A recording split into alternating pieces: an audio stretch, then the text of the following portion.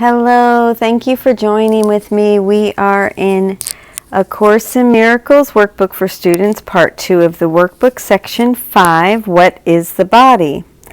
This is Lesson 261. God is my refuge and security. And let's go down and read footnote 66. Psalm 46:1. God is our refuge and strength, a very present help in trouble. This Bible verse is giving a psychological application by today's lesson. The lesson's core principle is that our sense of where we are located comes from what we identify with, and what we identify with is whatever location we think will make us safe. I will think I live within the citadel where I am safe. Therefore, if we identify with God as our refuge and security, i.e. safety, we will see ourselves as actually being located in God rather than in the body, and we will feel truly safe in His everlasting peace. I will identify with what I think is refuge and security. I will behold myself where I perceive my strength, and I think I live within the citadel where I am safe and cannot be attacked. Let me today seek not security in danger, nor attempt to find my peace in murderous attack. I live in God. In Him I find my refuge and my strength. In Him is my identity. In Him is everlasting peace. And only there will I remember who I really am. Let me not seek for idols. I would come, my Father, home to you today. I choose to be as you created me, and find the Son whom you created as myself. And now we'll read the commentary by Alan Watson and Robert Perry. Lesson 261, September 18th, which of course that doesn't have to be the date you are doing this lesson. God is my refuge and security. So I'll just revisit the instructions. It's the same for everything. And you read the commentary, pray the prayer, morning and evening, spend time in open mind meditation. Hourly, repeat the idea often within each hour. Repeat the idea whenever you are upset to restore peace. Read the what is the body section slowly and thoughtfully once during the day. And this is by Robert Perry. Search your mind for things in this world that you believe make you safe, like my special relationship, my home, my car, my job. Then, with each one, affirm, God is your safety. You may want to use the following form. I think my bank account, etc., makes me safe. I see myself living within the walls of its protection, but I live within God, not in this world. In Him I find refuge. In Him I am safe. This is the commentary by Alan Watson. If you have read over the preceding page in the workbook on what is the body, you will have noticed that the last paragraph of that section talks about how we will identify with what we think will make us safe.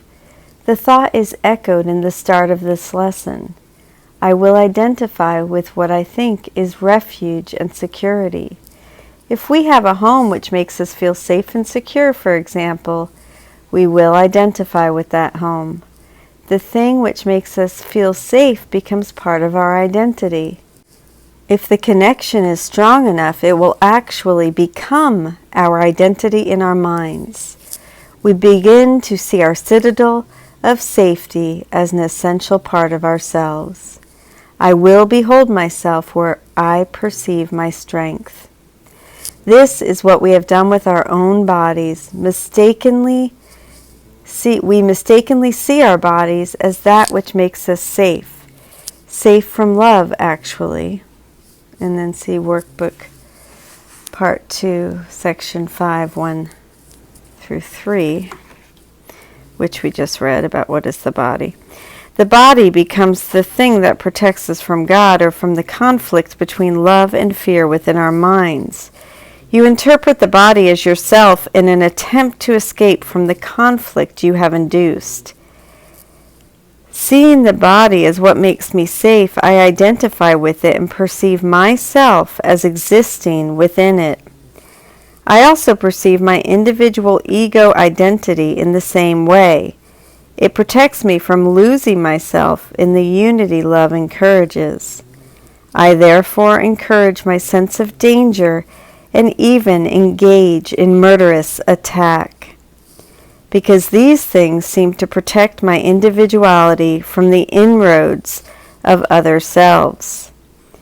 The same dynamic is reflected in the world in people and even nations who violently attack others, claiming they are only seeking to preserve their own peace.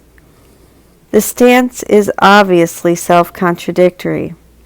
How can we find security in danger or peace in murderous attack? Our true security is in God. I live in God and not in my body nor my ego self. In Him I find my refuge and my strength. In Him is my identity.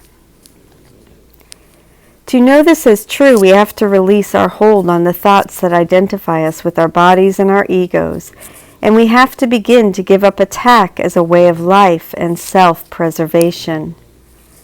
Attack does not preserve the self, it preserves the ego, the false self. It preserves fear, chaos, and conflict. The only way, therefore, to truly find peace and to find who I really am is to put an end to our protection of the false self and to remember that our true everlasting peace is found only in God. May I, Father, come home to you today.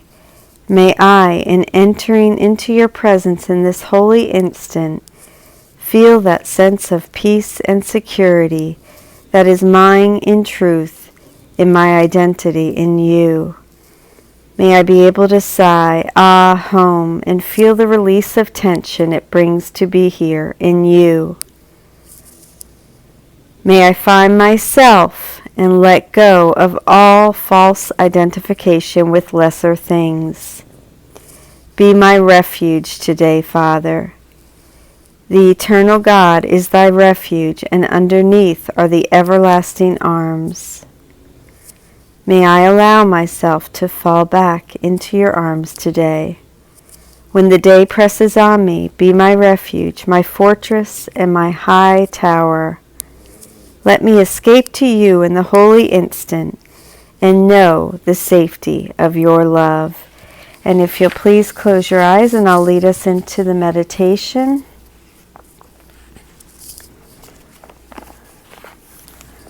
God is my refuge and security. Let me not seek for idols. I would come, my Father, home to you today. I choose to be as you created me and find the Son whom you created as myself. I love you, God. God is my refuge and security.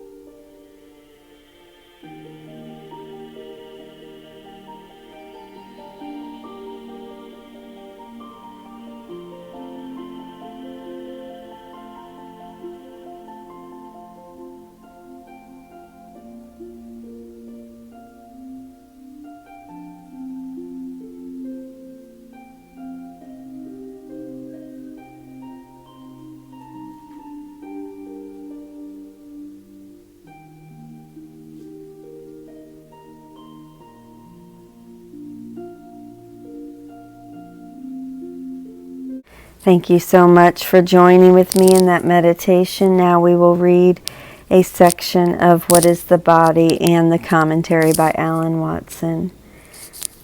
We will read sentences 1 through 3.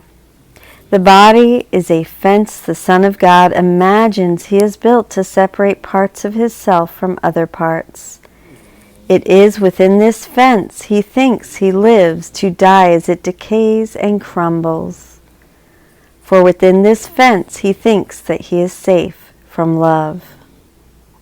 Commentary by Alan Watson. What is the body? Who outside the Course would have answered as does this paragraph?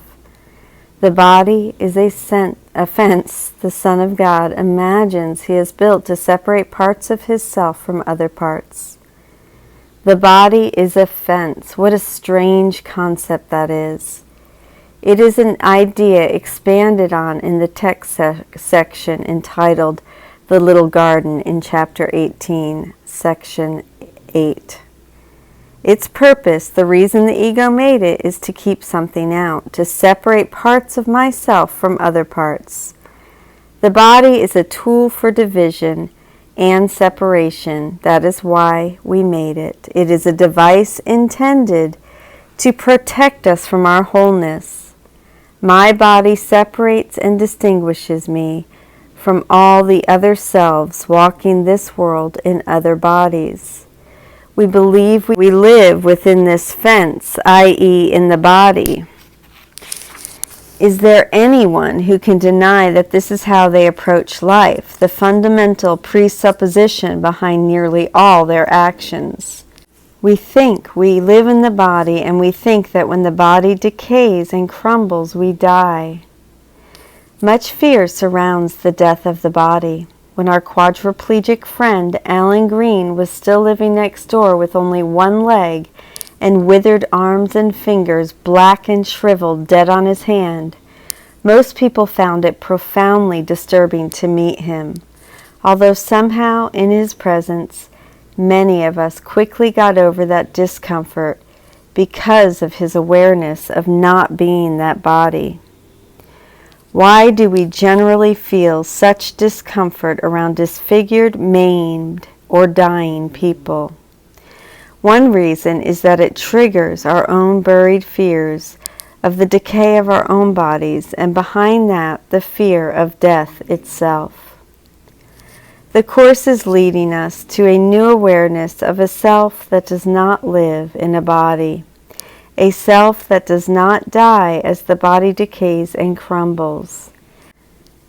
It is leading us to disengage ourselves from our identification with this bodily limited self and to strengthen our sense of identity with the non-corporeal self. I hope I pronounced that okay, or that you know what I'm saying.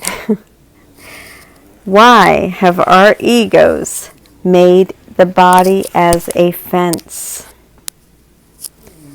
What is the fence keeping out? Strangely, it is keeping out love, for within this fence he thinks that he is safe from love. Why would we want to keep love out? Why would we ever believe that we needed something to keep us safe from love? Love lets in all the parts of ourself we are trying to keep out. Love destroys our illusion of separateness.